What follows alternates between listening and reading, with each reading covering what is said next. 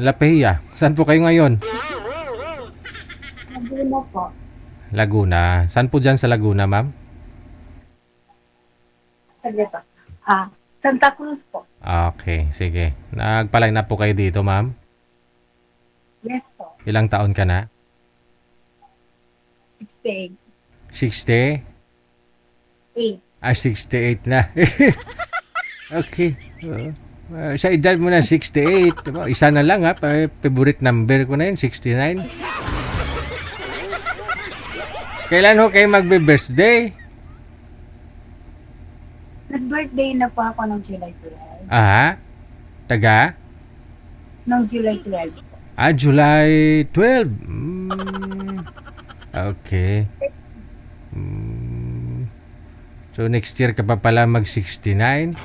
Sino pong kasama mo dyan? Isa kong anak, binata pa. Binata pa. Oo. At least mayroon pa Ilan po lahat yung anak ninyo? 5 po. Mhm. Apat may asawa.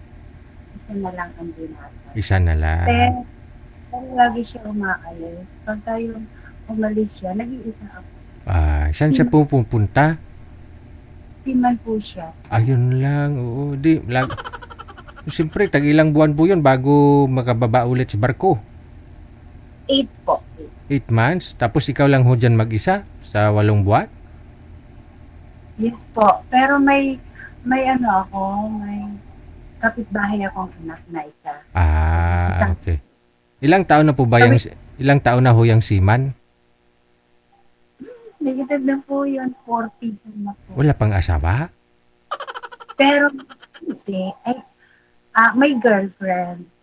Pero, alam mo naman ngayon, kulang na lang ang kasal, yung bang gano'n. Kumbaga nagaganon-ganon naman sila kahit papano. Pero, walang kasal. Wala pa ho silang anak. Wala pa. Hindi, magaling. Ayun no, ikaw, wala rin pong asawa. Paano yung kamay mo? Masakit? Ano to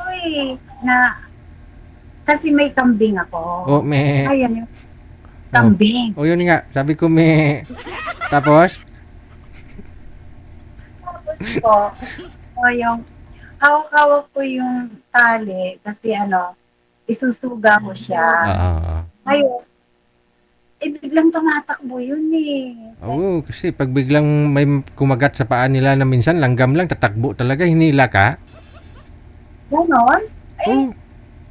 Hawak ko yung tali, hindi ko nabitawan. Napa-twist ko ng pagano. Dinipend ko. Kailangan kasi, kung kailangan mo ng bitawan mo na talaga siya.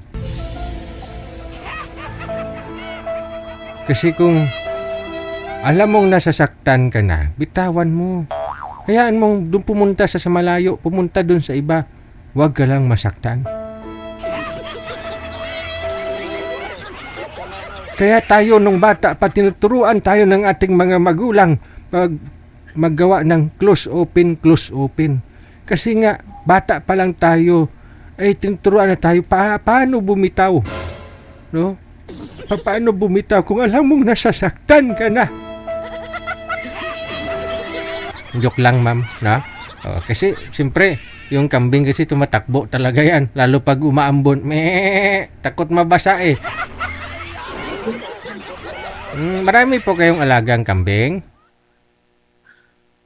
Yan po ay yung alaga pa yan ng asawa ko noon. Ang dami niya, sa JJ, ang dami niya, ang tatlong po. Nung nawala na siya, nung namatay siya, ay, siyempre, ako na ang mag-aasikaso noon.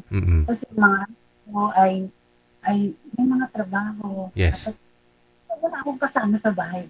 Yung anak ko lang, wala siya. Di ako nag-aano talaga doon sa bukid. So, ilan po lahat yung kambing ninyong natira? Ang natira ko ay 5. 5. Tapos, ay ibinenta ko na ang 2. Tapos, yung isa, iniwan ko dahil buntis. Nung nanganak, 2, parehas lalaki, di naging 3. Ayun, Yun ang nakadisgrasya sa Jesus. pero okay naman. Ah, Ano lang, tuwing gabi, nilalagyan ko ng tuba-tuba. tuba-tuba. Para sa, di ba para yun sa mga, sabi sa probinsya noon, Oo. para daw sa mga pilay. Ah, Pero hindi, ano to parang siguro litid lang. Nabugbog lang ho yan, mama. Siguro kasi kung pilay ho yan, di ka talaga patulugin. Hindi ka talaga patulugin. Nagsalita ko siya kasi para hindi ako matumba. Oo. Di ba, kasi ang weight, napunta lahat dito. Oo. Nabugbuo dyan napunta, no? Bigat, no? Ganon din nangyari sa akin nung last week. Paika-ika ako maglakad kasi may saging kasi ako doon sa bahay. May saging akong sa baba. Oo. Malapit sa pader. Ngayon, nung hinati ko siya, nung hinati ko pong gano'n, no, sa gitna ng saging. Doon lang yung maabot ko sa gitna ng saging eh. Yung bunga pumunta doon sa kabilang bahay, sa kabilang pader. Ngayon po, hindi ko na makuha. Ginawa ko, umakyat ako doon sa saging na pinutol, yung sa mismong puno niya. Tapos umakyat ako doon, no. Tapos pumatong ako doon sa pinutulan niya. Yung kaliwang kong paa, tapos yung kanan doon sa pader. Ngayon nag-slide ako. Oo, nag-slide kasi nga basa nga po yung saging, 'di ba? Oo, tapos nakatsinilas ako. Medyo maulan pa. Nag-slide ako. Aray, gumanon. Pero medyo okay na. Last week talaga ganun ako maglakad, tabingi. Kasi lahat ng bigat ko pumunta dito sa kaliwang dito ko. So, sabi ng nanay ko, sabi niya, hindi naman yan pilay. Sabi niya, nabugbog lang yan kasi lahat ng bigat mo doon pumunta. Yun po yung nangyari sa'yo. Isang linggo ko na rin inindang yun kasi nung nagninong nga kami sa kasal nung linggo last week. Ganon ako maglakad. Kasi yung bunga ng saging andun sa kabilang pader. Siyempre, akyatin ko po yun. Aray, sabi ko. Wala lang, napakwento lang. Sige madam ha. So anong hanap mo? Yung may makakasama ka sa buhay, ganun. Kasi mahirap naman po yung wala kang kasama dyan. Wala kang katulong mag-ano, no? Ganun, mag-massage.